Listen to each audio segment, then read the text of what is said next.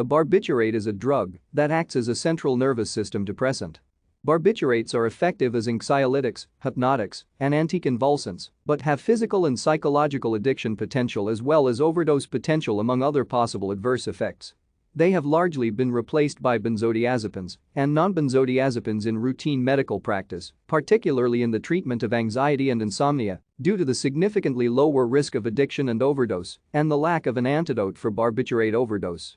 Despite this, barbiturates are still in use for various purposes: in general anesthesia, epilepsy, treatment of acute migraines or cluster headaches, acute tension headaches, euthanasia, capital punishment, and assisted suicide. The name barbiturate originates from the fact that they are all chemical derivatives of barbituric acid. Barbiturates, such as phenobarbital, were long used as anxiolytics and hypnotics.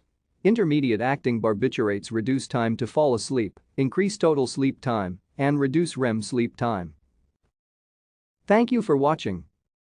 Like and subscribe if you would like to view more of our videos. Have a nice day.